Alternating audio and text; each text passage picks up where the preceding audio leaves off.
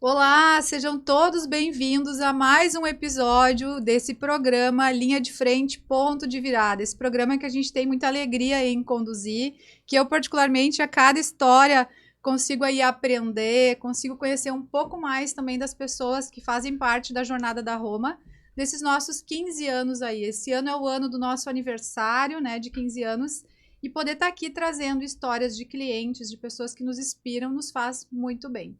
Então, hoje eu quero trazer aqui para vocês um caso muito legal, alguém que está há bastante tempo conosco, né? Depois eu até quero perguntar quanto tempo, inclusive. Há bastante tempo conosco, e quem vai estar comigo conduzindo esse momento, esse programa, é o meu sócio, né? Também host desse programa, a Lauri. Lauri, como é que está sendo para ti esses episódios aí? O que tu espera do episódio de hoje? Olá! Esses episódios têm inspirado muita gente, né? Empresários têm olhado e têm se inspirado, porque realmente são histórias importantes, histórias que marcaram a vida das pessoas, né? E para mim não foi diferente, né? Então a gente tem tido uma experiência bem legal. Tivemos uma experiência, vamos dizer, nos bastidores já hoje à tarde, né? Conversando com o nosso entrevistado de hoje, né? Então, muito legal. Então, hoje a gente tem com a gente aqui o Robinson Taube, né, empresário, dono de posto de combustível, né, e há muitos anos com nós, digamos já uma parceria, né, então para nós é muito importante estar aqui, tem uma história muito legal para contar aí para todo mundo e com certeza vai inspirar muita gente aí. Tá bom. Boa tarde, Lauri, Rosane, uma satisfação grande estar aqui, né, acho que faz uns 10 anos já que eu sou cliente sim, né? da Roma, já estou esperando aquele troféuzinho de cliente. Pode deixar. Isso, dos 10 anos, depois 15 anos e tal. É uma alegria estar aqui, eu acho que é importante a gente poder contar e dividir as experiências que a gente tem, né? E se a gente puder contribuir com as pessoas que vão assistir, dar alguma ideia, alguma coisa, eu já fico feliz, eu acho que já ganhamos o dia aqui. Perfeito. Robinson, é muito legal essa tua disponibilidade de estar aqui. Acho que o tempo é o bem mais precioso que a gente tem. Eu costumo dizer que é o nosso maior ativo, né? E a gente tem percebido que nem todo mundo está disposto, né, a ter tempo para doar, nesse sentido de levar informação, né? Tu tem um negócio hoje que está sólido, né? Tu já foi um executivo aí de mercado, vamos falar assim, bastante conceituado, depois tu abriu a tua empresa e isso, né, já te colocou nesse momento em que tu tá, tipo assim, mais tranquilo em relação até ao teu negócio, não é um empresário jovem, digamos assim, né, no setor. E isso muita gente acaba correndo contra o tempo, né? A gente vê empresários que não têm qualidade de vida, não têm tempo para a família, não têm tempo, às vezes estão perdidos dentro do processo do seu negócio. E como inspiração, quero já te dar esse feedback inicial aqui, que eu te admiro muito como empresário nesse sentido, porque nem todos a gente percebe que estão nesse momento de vida, de trabalho, né? De qualidade de fato, né? Porque para cuidar do negócio, a gente também precisa estar bem, né? Sim, claro. Em todos os sentidos. Então, deixar aqui que o teu case foi escolhido também por isso, né? Por a gente respeitar muito a tua história, gostar muito do jeito que tu conduz as coisas, né? E é muito legal te ter há tantos anos conosco, né? Nos conhecemos lá atrás. Aprendendo, né? Ao menos eu aprendi um pouco, né? Aprendi bastante, acho que foi importante. Foi o curso, né? Tinha um curso, um MBA, né? Corporativo eu estava aqui até pensando quando foi, né? Eu acho que a gente se conheceu através do Sulpetro e da Unicinos. Eu era professora da pós da Unicinos já na época, há mais de 10 anos, né? E aí, nesse momento, o Sulpetro e a Unicinos fizeram uma parceria, lançaram um curso de MBA voltado para postos, e ali eu tive uma turma bem bacana até, acho que foi a primeira ou a segunda turma. A minha foi a segunda turma, e aí tu vieste para aquela turma como aluno, na época tu tinha acho que uma dor em relação à contabilidade, né? E aí era uma aula de contabilidade gerencial, eu acho, contabilidade. Né? Na verdade tinha várias dores naquela época, né? Mas uma delas era contabilidade. E eu tenho uma forma de ver as coisas, né? Trabalho sempre por perspectivas, né? Se eu olho para frente e não consigo enxergar essas perspectivas, eu fico um pouco... E a contabilidade que eu tinha na época, eu não enxergava sucessão naquela contabilidade. Isso, né? Lembrei. E eu enxergava uma contabilidade muito tradicional, num processo diferente, né? E nas aulas, naquele acompanhamento, acho que tem uma oportunidade de a gente fazer alguma coisa boa aqui. E no fim, o resto é história, né? A gente já está há 11 anos, acho que junto. Eu tenho 15 os postos, então são 11 anos, acho que com a Roma. Eu e o Lauri, nós até tínhamos um pouquinho de franja naquela época, né, Lauri?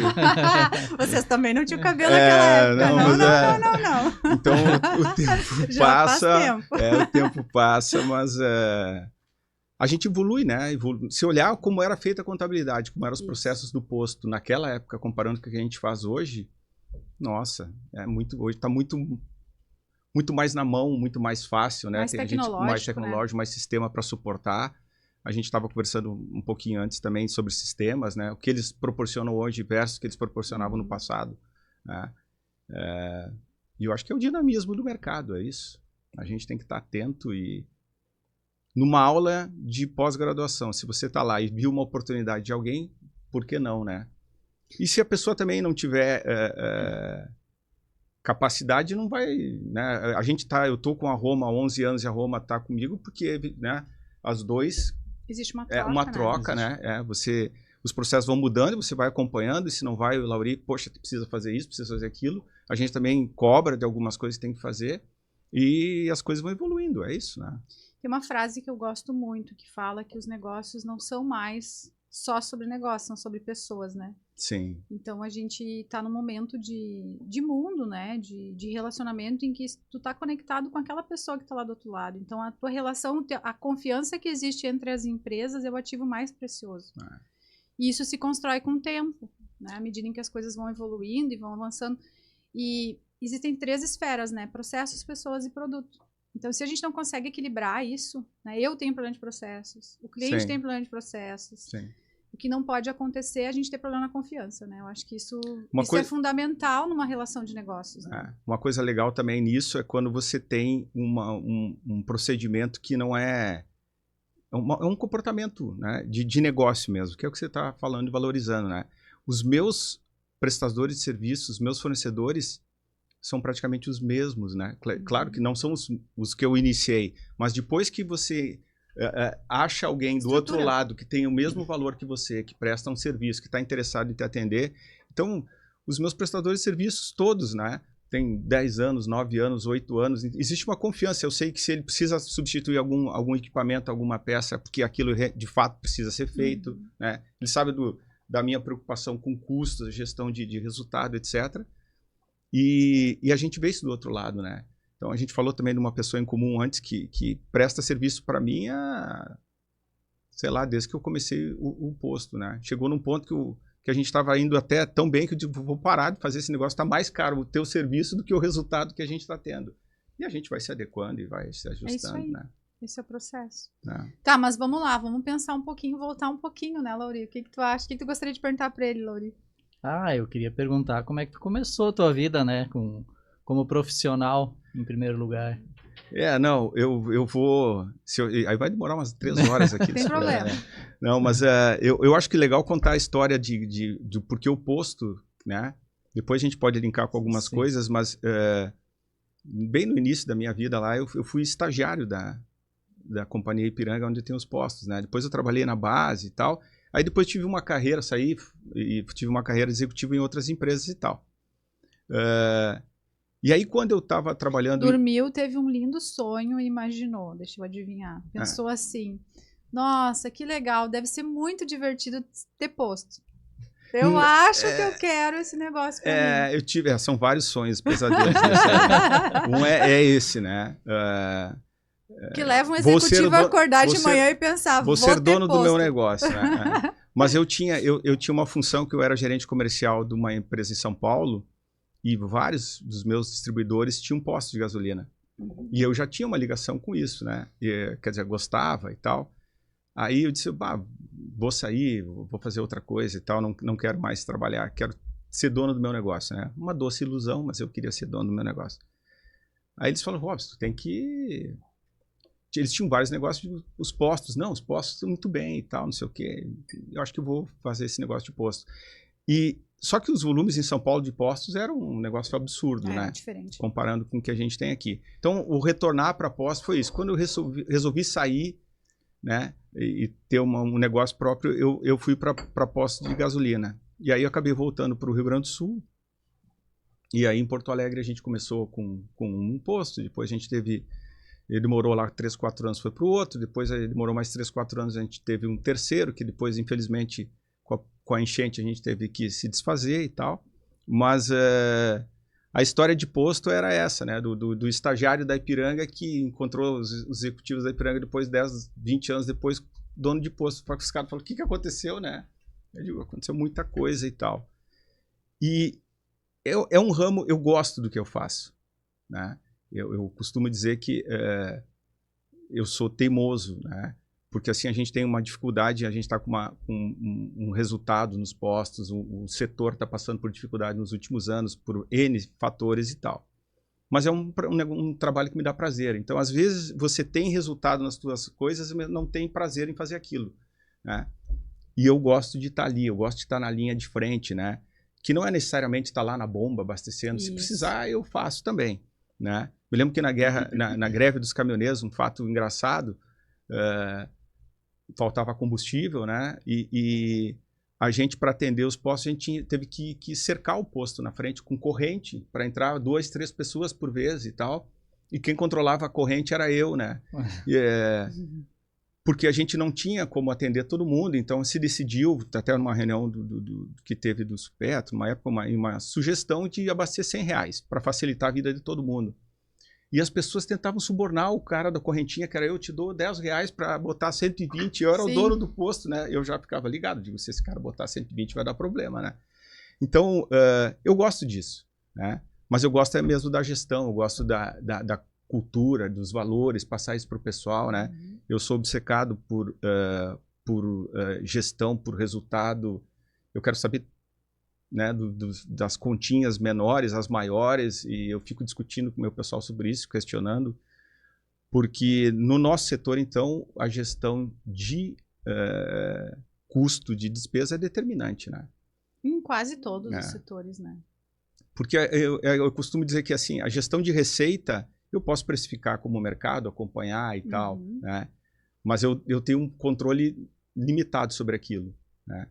Já no custo, eu posso, né? E a gente, ao longo do tempo, vem melhorando muito os nossos processos para ter essa gestão de custo, né? Eu revisito todos os anos os meus resultados, né? As minhas despesas, e faço um conceito que eu aprendi quando eu trabalhava numa outra empresa, que é o conceito de OBZ, que é você destrói tudo aquilo, desconsidera e constrói de novo, e dá resultado, né? A gente consegue ter resultados bem legais em relação a isso. E essa visão do orçamento base zero, né? Tem muita gente que não é acostumado com isso, trabalha com a ideia de orçamento flexível, eu costumo dizer, né? Pega o que fez errado no ano passado, coloca 5% em cima e orça o próximo ano, que é o que a gente vê muito nas empresas maiores acontecendo em especial, né? Empresas mais engessadas, que tem muitas pessoas fazendo um plano orçamentário, elas acabam nessa zona de conforto, né? E o orçamento base zero, tu deleta o histórico e o ABZ tu passa a partir dali com base no que tu tem de pessoas, de processo, de expectativa de mercado, planejar esse cenário e trabalhar para que isso aconteça, né? Sim, gente. Então isso é incrível, porque uma vez que tu consegue dominar custos e conhecer de fato a estrutura de gastos do teu negócio, tu consegue também melhorar o cenário. Agora, tu pegar o ano anterior, se foi ruim, e ainda colocar uma gordura de gasto de 5% em cima, né? Agora a gente está no momento que o ano passado não foi um ano bom de referência. Esperamos que 2025 seja um pouquinho melhor, mas eu já estou lá pensando em 2026, porque a taxa de juros não está legal. Sim. Né? A inflação também não. Então, se a gente olhar para frente para o contexto econômico, não tem como se basear no histórico para projetar. E essa visão de custos que tu traz, ela é indispensável para qualquer negócio. Quando a gente fala da prestação de serviço, se a gente não controla custos, a gente se perde. Porque o capital humano, ele custa muito caro, né? E a maior ineficiência que existe é no serviço. Sim. É nas pessoas, né, Robson? Isso não é só no serviço de quem presta serviço, né? De quem tem funcionários. A gente revisita isso também como processo, gerenciamento de rotina das pessoas, né? O pessoal trabalha comigo, não, porque eu estou fazendo muita coisa e tal. Aí vamos botar no papel o que a gente Isso. faz com tempos e movimentos, de uma forma simples, não precisa ser, né? Uma simples lista. Uma simples lista com tempos e horários e tal, você fala assim, E aí, e aí... tá levantando tempo. Pois é, mas aí, né, e invariavelmente quando faz esse exercício, a gente acha tempo e tal, e aí vem melhorando a estrutura, vem tirando pessoas, vem diminuindo, né, vem otimizando com auxílio de processos e sistemas e tal. Então, acho que isso é uma coisa que eu gosto muito, meus controles, meus processos.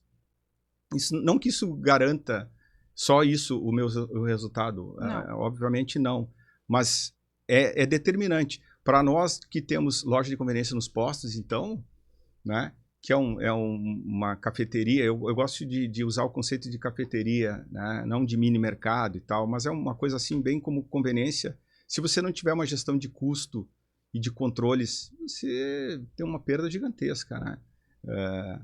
Então, a gente aplica todo esse tipo nos postos e tem funcionado ao longo do tempo, né? Óbvio que quando a gente olha para trás, a gente fala, poxa, se eu soubesse disso antes, se eu tivesse feito aquilo... Mas é uma construção, né? Isso é uma construção de processos e É um nível de maturidade que a gente vai atingindo ao longo do tempo. Quando a gente começa, às vezes a gente precisa... primeiro, tem empresário que começa, precisa aprender a ser empresário, porque era funcionário. Sim. E aí, depois que tu entende a dinâmica de ser empresário, tu tem que aprender, às vezes, sobre produto, sobre o setor, às vezes não conhece, aí tu aprendeu.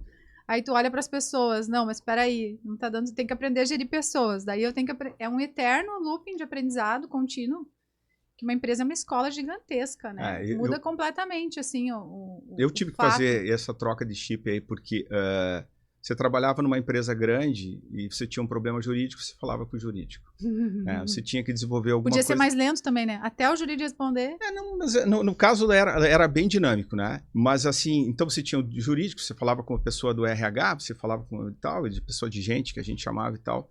Quando você tem uma empresa pequena, você olha e fala, o jurídico, sou eu mesmo, vou falar com o advogado. É o centro e a parte da contabilidade, vou ligar eu pro Lauri lá na Roma, né? E aí a parte do... Então, assim, você tem que dar aquela trocada, né? E eu vim com um conceito no início que eu ia fazer uma mini empresa que eu trabalhava antes. Eu digo, vou ter uma gestão, um processo, um negócio, tudo gente e tal. Se eu fizer isso durante 2, 3 anos, eu vou quebrar, né? É impossível, porque aquilo só acontecia naquele nível de serviço porque as pessoas que estavam lá eram muito diferenciadas, né? E quando você vai trabalhar no nosso setor, você cai na mão de obra normal que a gente tem no Brasil, que é qualificação, né? Ela é mais básica, é isso. Então você não vai conseguir aplicar aquilo na plenitude. Aí chegou num ponto que eu vi que eu estava fazendo reunião para mim mesmo, né? Então eu falo, isso não faz sentido. Eu lembro uma vez que a gente conversou sobre isso, Heitor. Eu faço uma apresentação, preparo o material e tal para coisas que eu já sei, e aí eu mostro para as pessoas ficam, né? Aí eu simplifiquei aquele nível de informação e tal, e aí eu consegui que as pessoas efetivamente entendessem e me ajudassem, e hoje isso já está tocando, né? Mas assim, processo, controle, KPIs, tem que ter, senão... Já tendo, já é difícil. Não tendo, então, é muito difícil. E é poucos indicadores, mas muito eficientes. Sim. Né? Mas ter o controle que é indispensável. E aí o pessoal se perde. A gente está numa cultura agora, a gente brinca, né, na consultoria até de processos, que a gente desplanilha as empresas. Porque, na verdade, tu acaba, às vezes, quando a gente é obcecado pela informação e a gente gosta de trabalhar a gestão, é natural. Quem gosta de números, gosta de planilhas.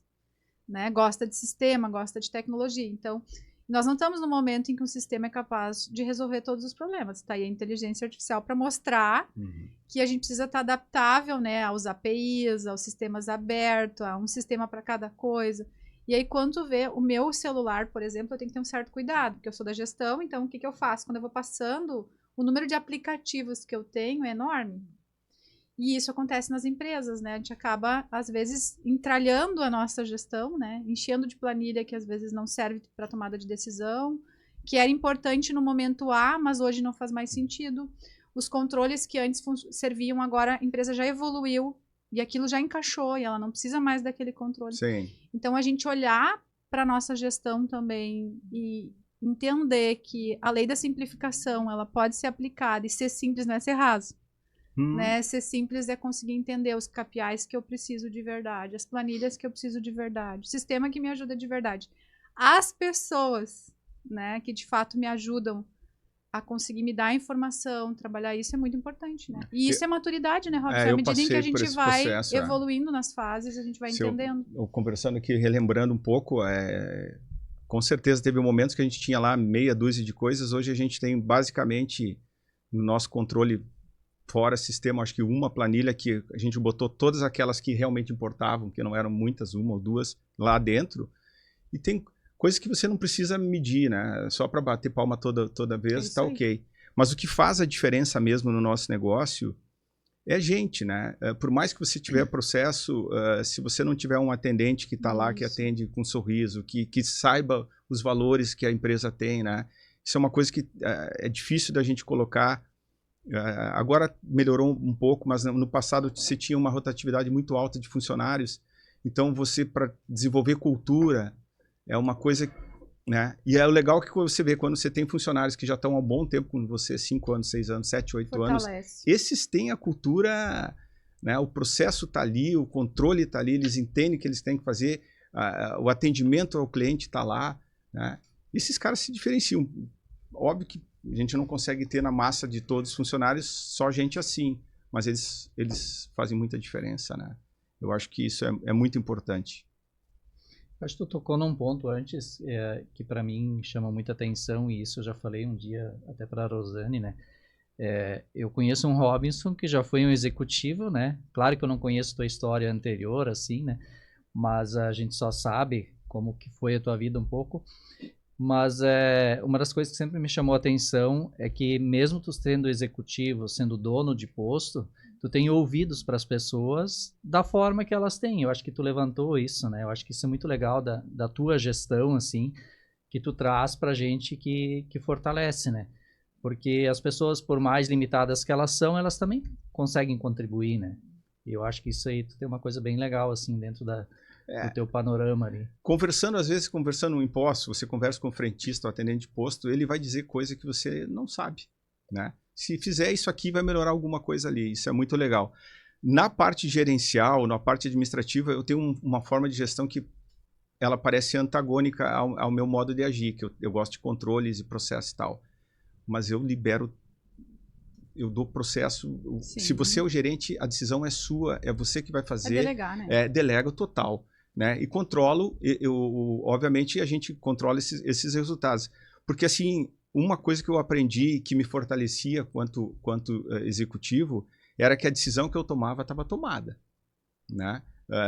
Eu não lembro de ter que voltar atrás de alguma coisa, porque se você tem um nível, um engajamento, uma cultura legal com as pessoas e eles entendem o que eles querem, deixa ele tomar a decisão.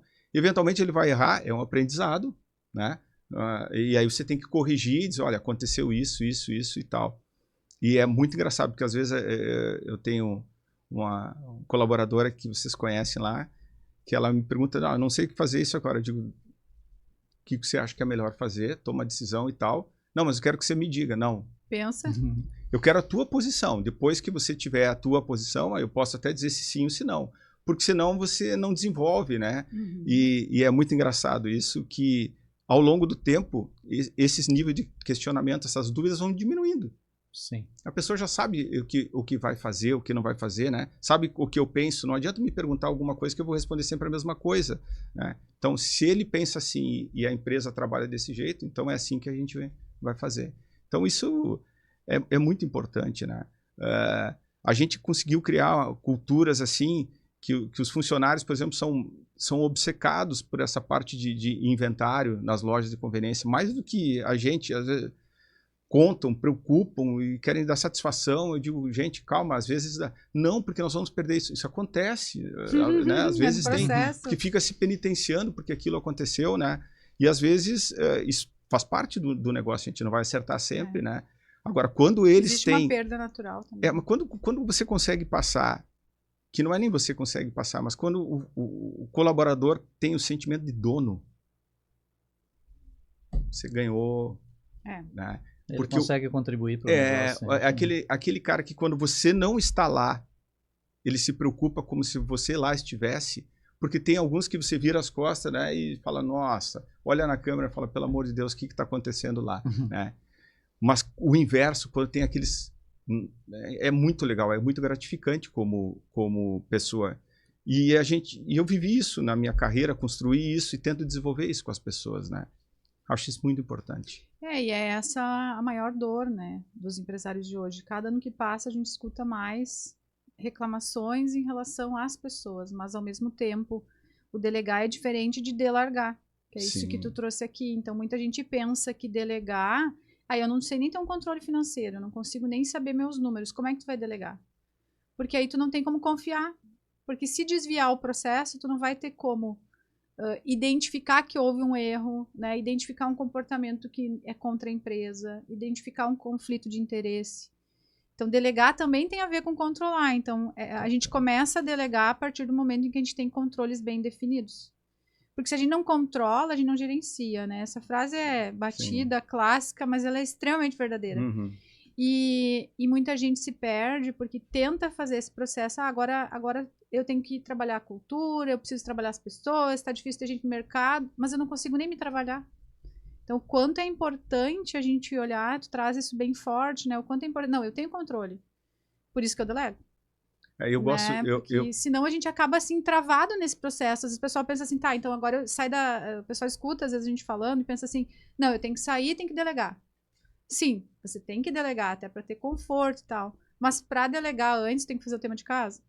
Sim. Né? Porque se tu não sabe o que vai fazer, imagina o funcionário, né? E eu tenho uma mania também que é... que se aplica ao meu negócio, talvez pelo tamanho dos outros não se aplica e tal, mas eu flutuo nas minhas funções. Então, eventualmente, eu chego no posto e falo, quem vai fechar o caixa hoje sou eu. Né? Aquilo me dá uma informação tão grande na experiência que eu tenho, se o processo está, se as coisas estão funcionando ou não. Identificar melhorias. Isso. Né? E aí eu faço isso. Então, os caixas, às vezes quem vai fazer os pagamentos sou eu, quem vai fazer o controle a verificação da folha sou eu. E muitas vezes eu nem sei, né? Pergunta, inverte a posição, pergunta o que está acontecendo aqui, assim? Me explica aqui o que eu quero saber e tal. O fato de você fazer essas coisas de forma aleatória deixa todo mundo alerta também, né? Ele vai olhar, ele faz. E eu faço isso com uma frequência até razoável, assim. Não é uma coisa assim uma vez por ano, uma vez por semana. Vou num posto, faço, vou no outro, faço. Digo, por que está fazendo dessa forma? Ah, não, decide, não, mas a gente pode fazer assim, assim, assim. E sempre dá uma melhorada, né? A mesma coisa acompanhando a operação na pista ou na loja, as compras da loja, eu adoro fazer as compras da loja, né? E aí, quando eu faço isso, eu crio o processo, crio o controle. Para que ter estoque superior a 7 dias se eu tenho recebimento semanal e se tiver algum problema eu posso ter um recebimento 2 vezes por semana? Não faz sentido. É um dinheiro parado, né? Que podia estar no fluxo do negócio. E tem muita oportunidade. Quando começa a olhar isso, né? Esse é o papel do dono, né? Nossa, tabacaria, por exemplo, é um negócio que é caro, com uma rentabilidade muito baixa. Tem 100 marcas, 100 tipos de cigarros e tal. Eu não trabalho isso, nunca trabalhei. Faço uma curva ABC desses produtos que mais vendem, é esse que eu vou trabalhar e... Isso aí. Ah, não, mas a indústria te pressiona porque ela quer botar o cigarro X com gostinho de melão. Né? Não é isso que vai determinar o meu negócio. É óbvio que você tem que ter E aí usa um conceito de gerenciamento de categoria na loja, o líder, o vice-líder, uma marca de combate para você estar posicionado sempre e pratica isso nas categorias e vamos embora. Né? Define o que você tem como objetivo de rentabilidade, porque o espaço físico, ao menos dos meus postos, das lojas, é muito pequeno. Então, e custa também, né? Espaço físico custa. Metro quadrado, né? Além do fato de tu... Imagina, se tu elimina, sei lá, cada metro quadrado a menos de produtos que você tem no estoque, quanto isso representa no caixa? Você imagina o Visacooler, ele tem lá 10 frentes. Aí eu vejo, às vezes, eu vou em alguns lugares, visito alguns postos, sempre faço isso também. Cada vez tem menos, significa que está melhorando. Você vai lá, o cara tem 1 ou 2 frentes de cada marca. Aquilo é um trabalho para reposição, aquilo é um trabalho para controle de estoque. Né? Aquilo é e efetivamente, não é nosso papel do varejo, do pequeno varejo, desenvolver produto da indústria. Quem tem que desenvolver produto da indústria é a indústria com o grande varejo. Nós temos que pegar o que vende no grande varejo e botar, porque no nosso negócio, né? É loja de conveniência, né? Ali não é para encontrar todas as marcas, ali é para encontrar as marcas que as pessoas repetitivamente gostam, almejam, né? E querem. Acho que é isso. Não, legal. É uma experiência legal que a gente tem, a gente aprende todo dia, né? E conversando contigo, né, a gente consegue ver que existe uma gestão, né? Existe uma sequência nisso tudo, né? E fala para nós um pouquinho como é que está sendo essa vivência. Eu sei que tua família está um pouco envolvida também hoje no negócio, né? Sim. Quer falar um pouquinho sobre isso? Vai ter uma sucessão? Como é que... Não, eu não enxergo essa... Essa não foi combinada. Essa não foi combinada. Mas a sucessão é assim...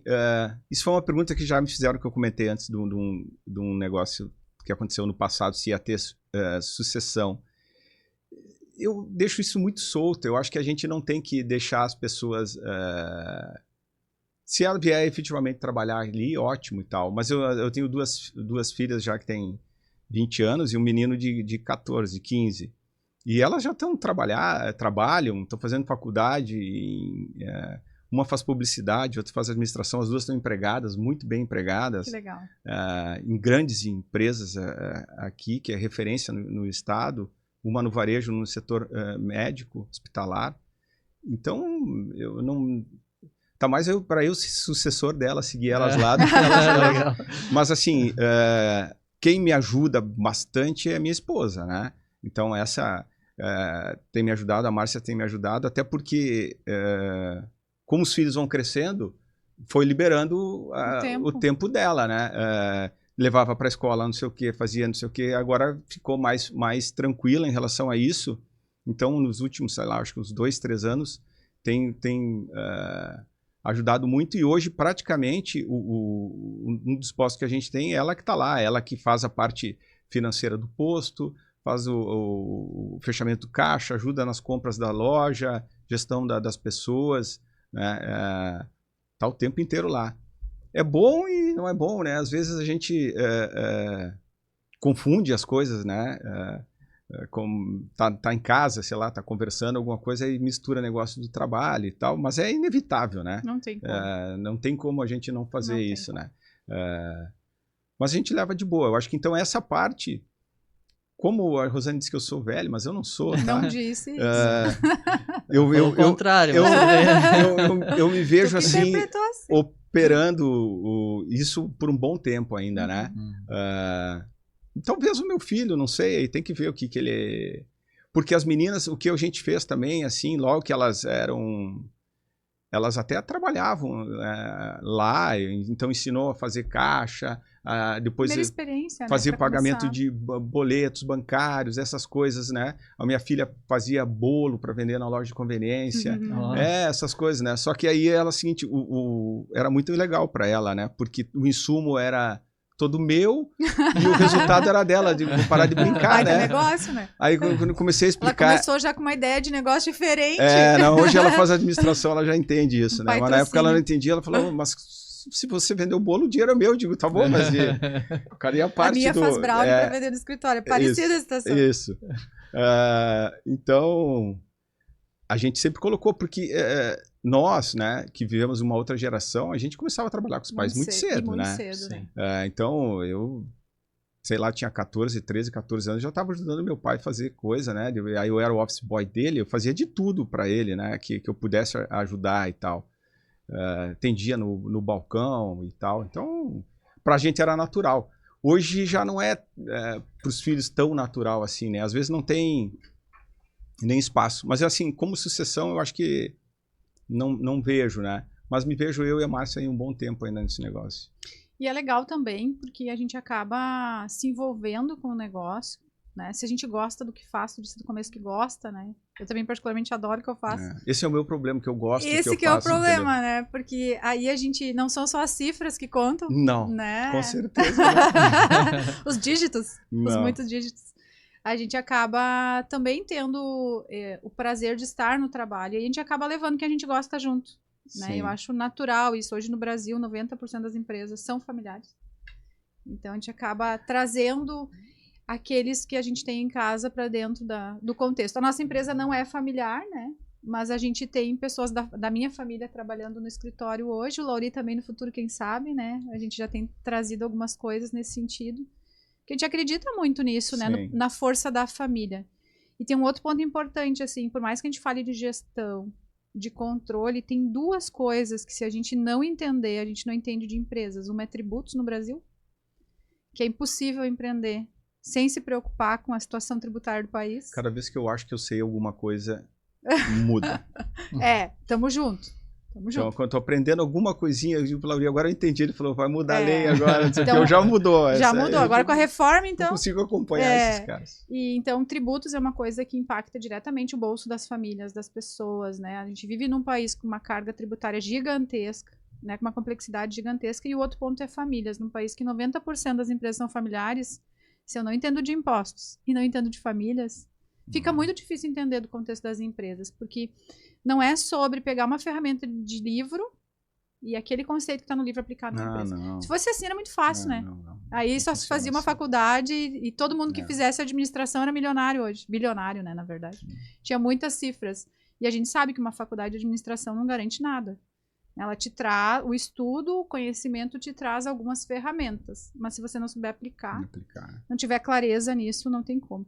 Mas olha só, o nome do podcast é Ponto de Virada. Eu sei que tu não tem nenhum, né? Tua vida foi sempre tranquila, não teve altos e baixos. E a gente brincava aqui, pessoal, nos bastidores com ele. A gente faz uma prévia, um aquece antes sempre, de qual o ponto de virada. Só que o Robinson, o que ele fez? Ele assistiu os programas antes. Então, ele já pensou qual o ponto de virada ele quer falar e ele disse que ele tem aqui muitos.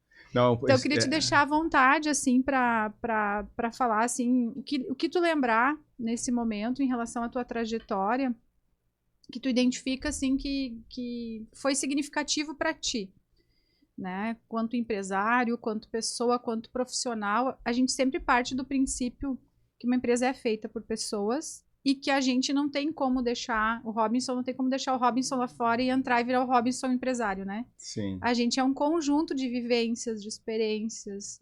E isso faz a gente ser quem a gente é hoje e isso conta para a empresa. Então, diante disso, assim, o que marcou a tua vida? Né? O que de fato tu teve na tua história que tu pode compartilhar? Eu comentei... Depois eu pergunto os outros 39 pontos. Eu comentei. Eu acho que o mais importante, que eu acho que é determinante nisso tudo, não é nem o ponto de virada, tá? Mas do que eu aprendi na minha vida profissional é que quem está na linha de frente é quem ganha. Isso aí. Tá? Não é gestão de bastidor que faz ganhar negócio.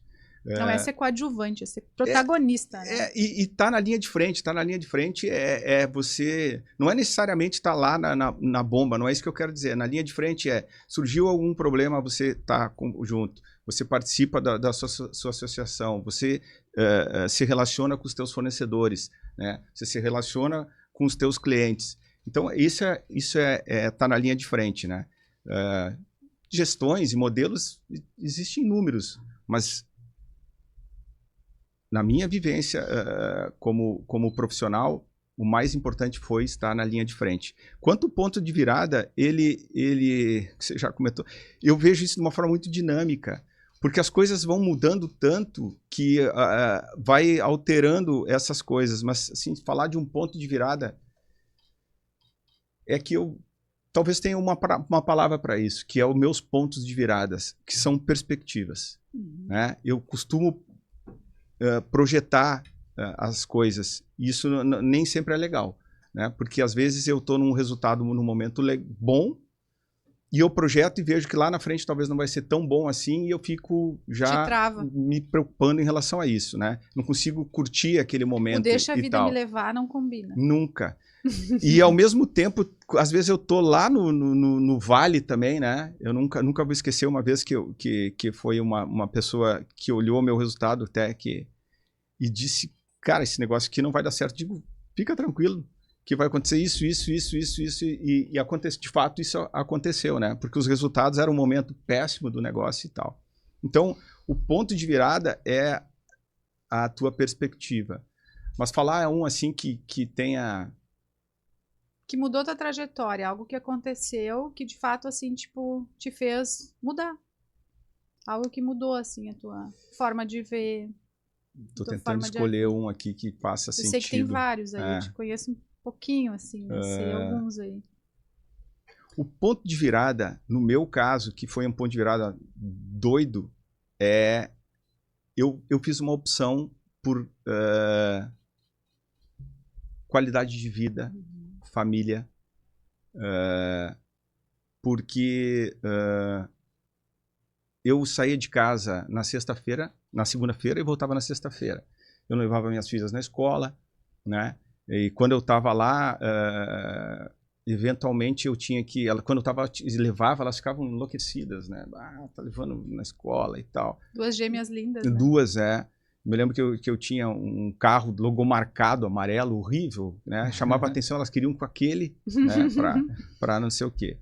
Então, quando eu tomei a decisão de não seguir nessa vida executiva, abri mão de muita coisa. Né? Jovem ainda, né? Bem jovem. Muita coisa. Muitos dos meus colegas são presidentes de empresas gigantescas, grandes e tal.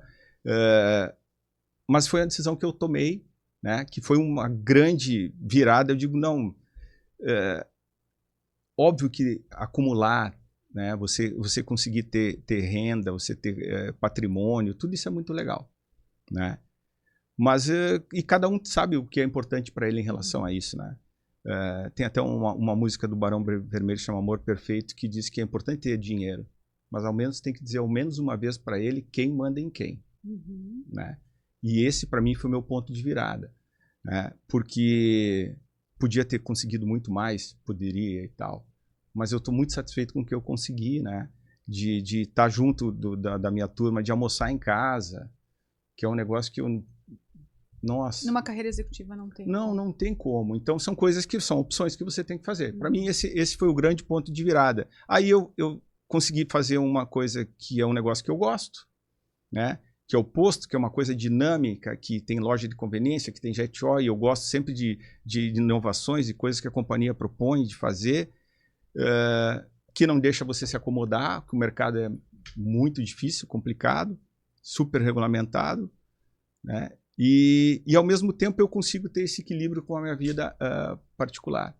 Então acho que isso foi o grande ponto de virada. Quantos anos as meninas tinham?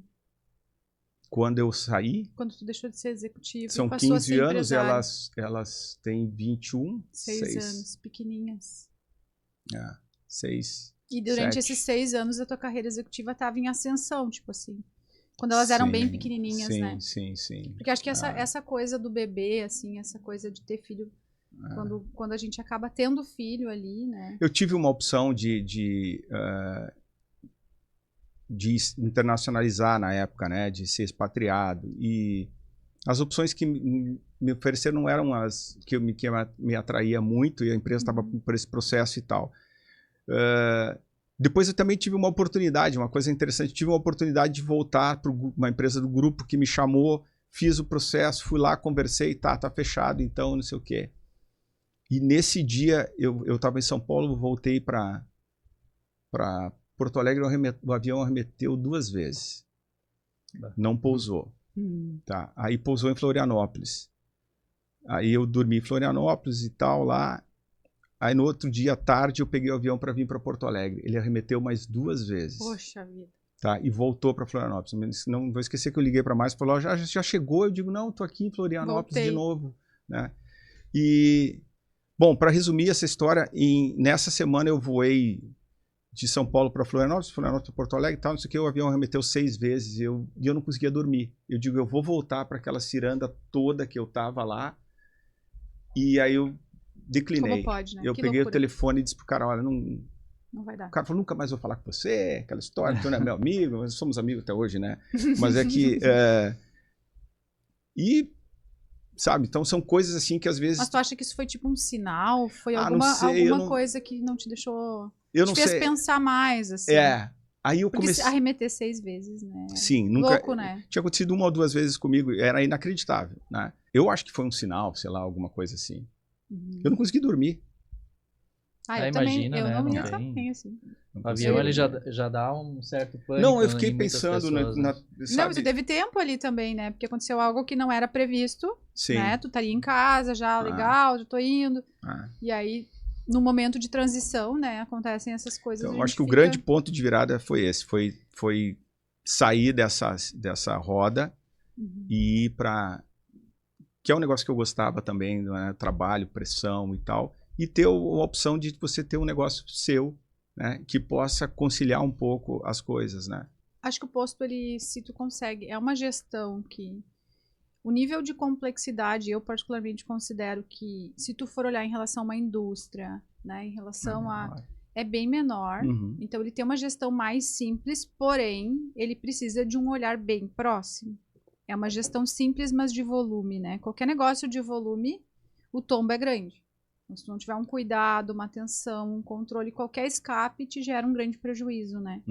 Qualquer impacto no volume te afunda, né? Então, não é que é fácil, mas assim, é possível de administrar com uma qualidade de vida, né? É possível, sim. Já outros negócios, às vezes, não nos permitem, né? Fazer isso. E o pessoal se ilude muito, assim, às vezes eu vejo assim, eu tenho um supermercado, por exemplo, né? A gente pega casos do varejo, assim, eu não consigo ficar em casa, eu preciso estar no supermercado. Não. Aí é uma questão de ter controle, de ter processo, isso é em qualquer negócio, né? A gente se escraviza onde a gente quer, né? Eu costumo dizer, às vezes a mulher é costureira, só trabalha ela e a máquina. Ela pode virar escrava também, né? Aí ela tem a segunda funcionária, ela pode continuar escrava, aí vai ter a terceira, vai continuar igual. Quando isso acontece, mas é sobre isso, os processos não estão claros, isso, né? As pessoas não sabem exatamente o que elas devem fazer e por que elas devem ou não devem fazer, né?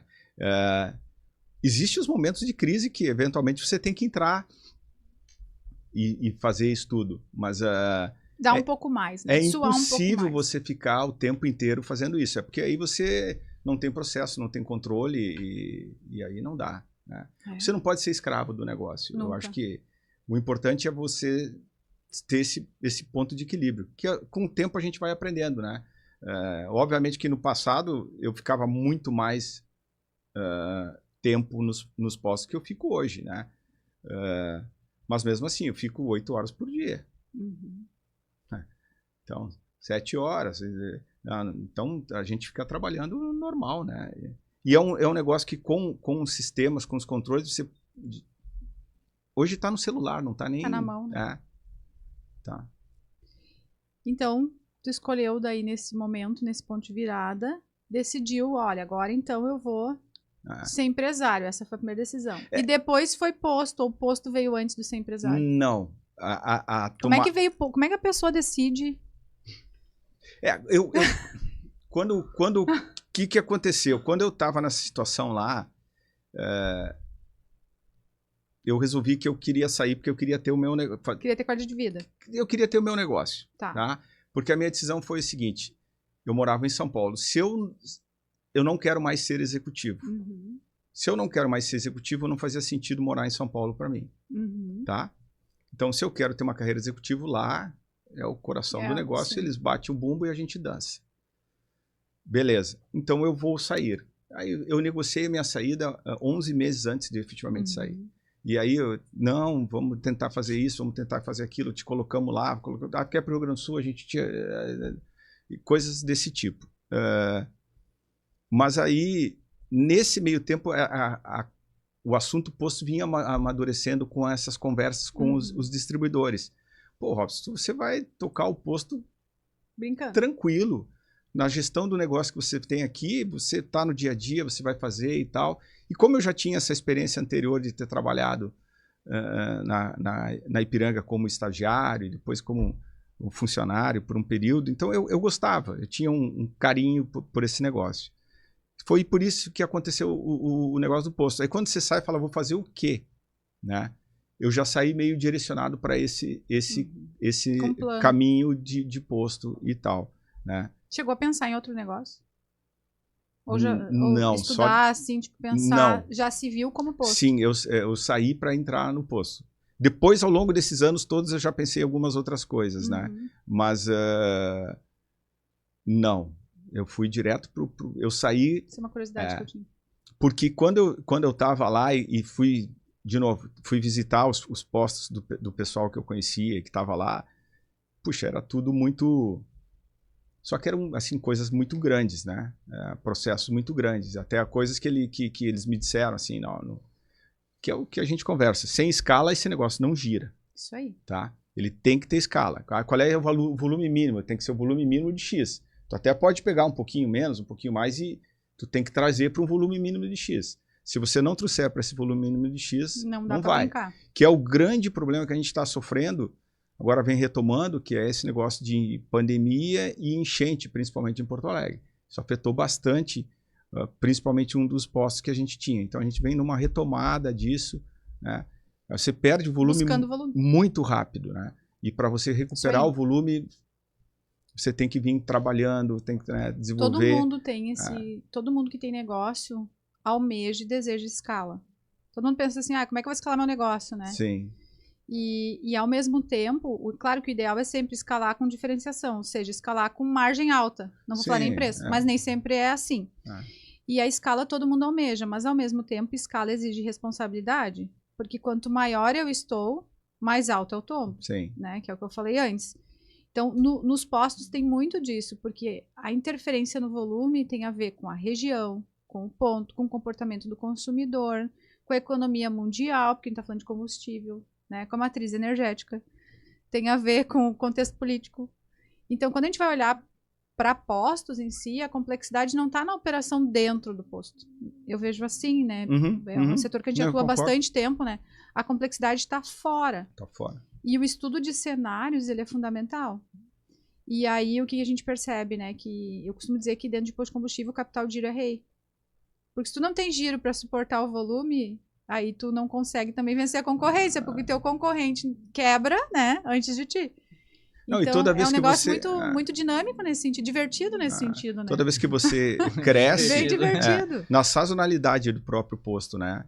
Ou quando você cresce volume, é isso. Se você não tiver capital de giro para aportar, tu não banca conta. Não tem como, né? E hoje, no combustível... uma carga básica de combustível é 75 mil reais. Então, assim, tá bom, estamos falando de 15 mil litros. Vamos pedir uma carga. Ou se ele cresceu 20 mil litros, 30 mil litros no posto, está botando 150, 200, 300, só 400, de capital só para fazer o negócio só girar. Para girar. O engraçado engraçado não, mas quando você tem o posto, que é a pista, que a gente chama, e a loja de conveniência e a troca de óleo, às vezes você tem comportamentos diferentes também, né? A gente tem um posto que a gente legal. Tem a pista performando muito bem com o jet e a loja não está performando tão bem, a gente vai ter um desafio ali. No outro, a gente tem a loja performando muito bem e a pista vem retomando no volume, né?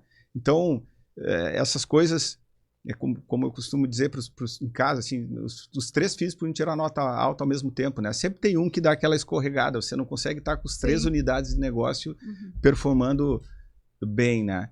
Mas... Isso vale para todos os negócios. A gente está falando aqui de posto, mas quem estiver assistindo, né, a escala, qualquer negócio que eu desejo escalar, eu preciso me preocupar com a estrutura de capital para isso, né? Sim. Qual é o valor que eu vou ter que investir em capital de giro? Como é que eu vou trabalhar as pessoas para crescer meu negócio? Porque tem que crescer sólido. E hoje o que a gente mais vê é a guru da internet ensinando a vender. E aí as pessoas caem nesse conto do vigário de que só vender mais basta. E aí elas acabam, muitas vezes, performando muito pior. Porque às vezes eu vendo o produto com prejuízo, né? Às vezes eu cresço a escala, cresço o meu volume de venda de qualquer coisa, mas eu não tenho estrutura para atender. Ou eu estou escalando no produto que não me dá lucro, no serviço errado, né? Então, a gente vê postos de combustíveis, por exemplo, que dependendo do lugar, eles adotam não ter loja de conveniência. Porque não vinga. Naquele ponto, às vezes, não faz sentido, né? Vai ter lá no meio do deserto, tô brincando aqui, né? Mas vai ter lá no meio do nada um posto de conveniência que a pessoa passa, abastece e vai embora. Ela não vai parar para lanchar, talvez, dependendo do lugar. Porque tem risco, não é seguro, a questão da cidade. Então, qualquer negócio, em especial varejo, quando a gente tem B2C, vamos dizer assim, né? Quando a gente tem um cliente, pessoa física, um consumidor direto na ponta do outro lado, o ponto importa, a temperatura importa. Tudo importa, né? E aí que a brincadeira é divertida, né? Porque aí que as coisas não são... Como a gente não é só estudar administração, né? Não. Aí é entender do negócio, do local. O ideal também, isso é uma coisa, a gente tem poucos né? Tem 2 postos, teve 3, mas a ideia era ancorar eles, né? Ancorar em que sentido? Ancorar em que eles têm alguma coisa muito próxima que sustenta aquele movimento mínimo, né? E nos 2 que a gente tem isso aí, tem movimentos muito engraçados que não é normal, né? Por exemplo, Dia das Mães, a gente vende muito num posto, tanto na pista, na loja, porque a gente tem um shopping do lado. Então, gera fluxo. as pessoas geram fluxo então é uma data diferente, assim, né? Dia das Crianças. Ninguém vai pensar nisso, né? Tipo, Dia das Mães, o posto de gasolina vai... então a gente se prepara para esse tipo de coisa, né? Então, no outro, aí tem um estágio na frente, aí você tem todos os calendários de jogos, calendários de eventos, todas essas coisas que a gente tem que se programar. Ajuda muito, né? Mas essa unidade de negócio que vai muito bem, a outra que vai mais ou menos e tal, isso dá até a esperança para a gente, às vezes, quando a situação não está tão boa, né? Nós tivemos um problema agora num lá que a gente era um problema estrutural, que não era nem nosso, era do município, que o município acabou resolvendo. E nos beneficiou, né? Gerou fluxo. Porque estava nos prejudicando muito fortemente, né? Que era reflexo das enchentes lá.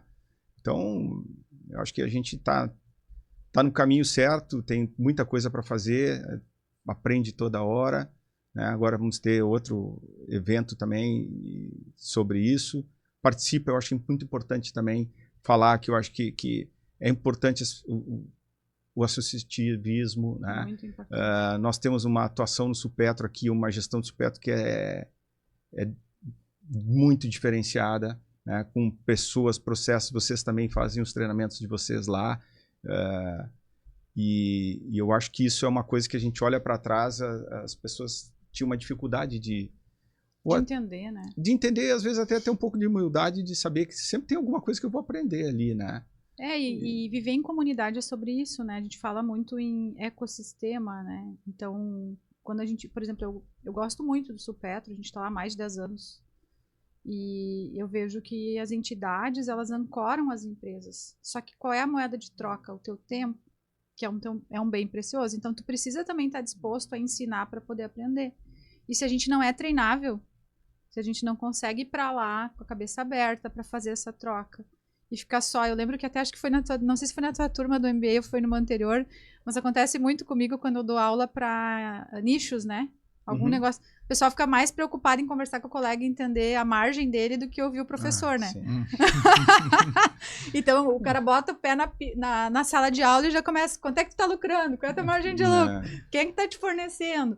Então, existe isso também, mas essa troca é muito positiva. Inclusive, a gente participa de um grupo de mastermind em São Paulo, de empresas de gestão, muito maiores que a nossa, e alguns menores, e existe muito forte essa troca. Eu vou a cada 2, 3 meses para lá, fico uma semana inteira e volto de lá, assim, né, Lauri? O frenético, o Lauri foi agora esse último mês, tem ido também para trabalhar bem forte a reforma.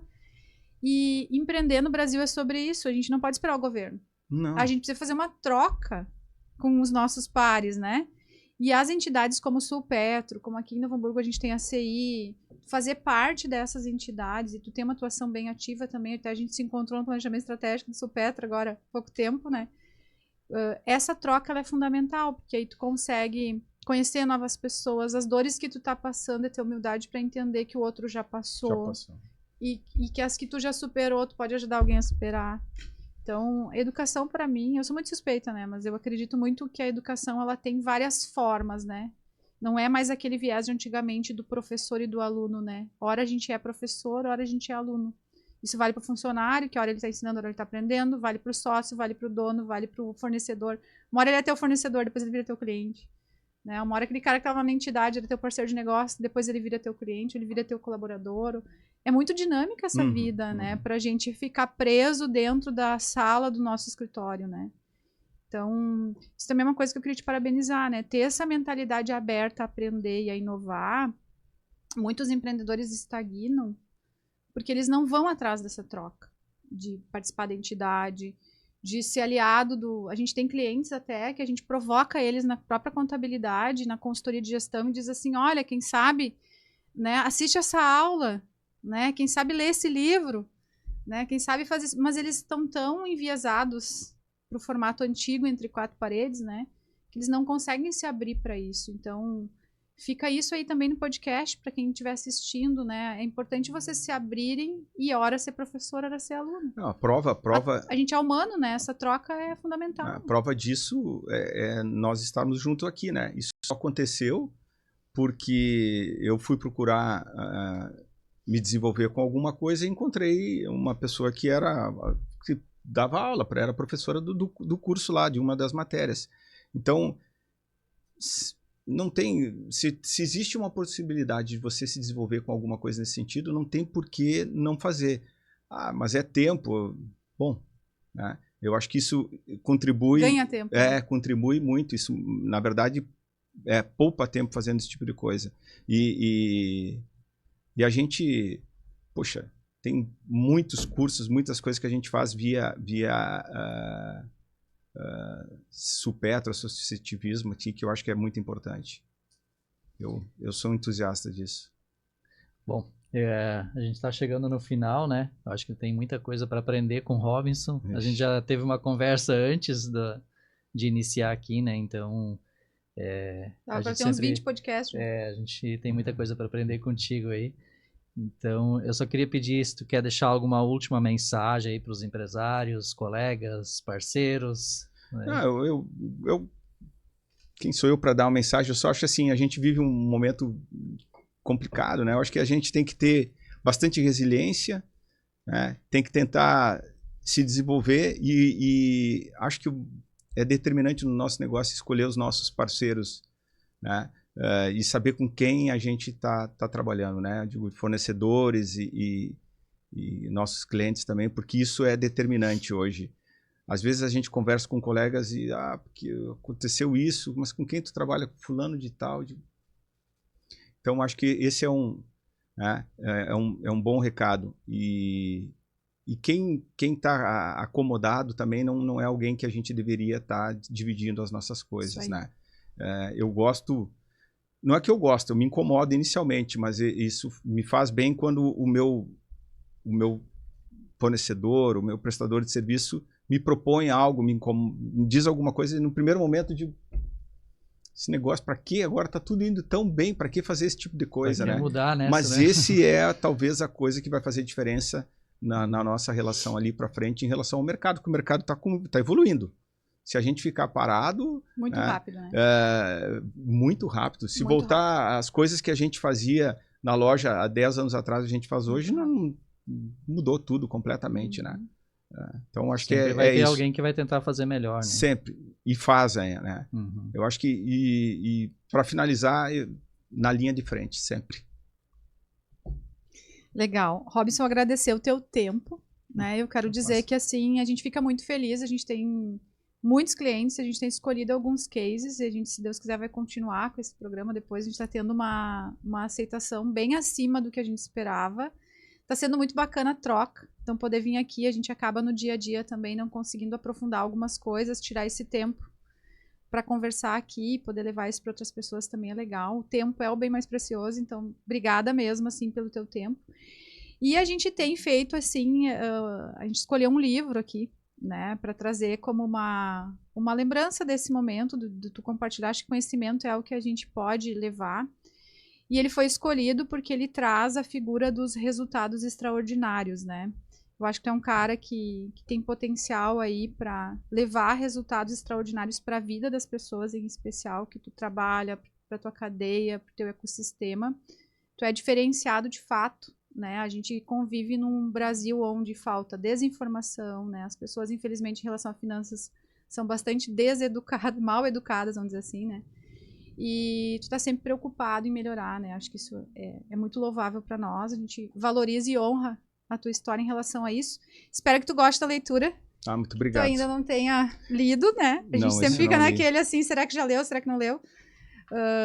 Adoro ler também. E esse aqui também vai junto, tá? Deixa eu só mostrar pro pessoal, depois eu também não mostrando. Vou mostrar aqui, ó, pessoal, vou deixar na descrição também, tá? O livro que a gente tá presenteando aí ao nosso convidado. Que ele é a única coisa, a verdade surpreendentemente simples por trás de resultados extraordinários, tá? Então, vou deixar aqui também de recomendação para quem quiser ler. E te agradecer aí o tempo, né? E para o pessoal aí que ficou aqui até o final, quero dizer aí que é um prazer estar com vocês. A gente vai aí fazer novos episódios durante todo esse ano, então continuem aí acompanhando. Lembrem de curtir esse episódio aqui, comentar. Eu tenho certeza que se vocês deixarem algum recado aqui para o Robinson, ele vai gostar bastante, né? E a gente vai compartilhar com ele. Então, obrigada aí pela audiência e até o próximo episódio. Até mais.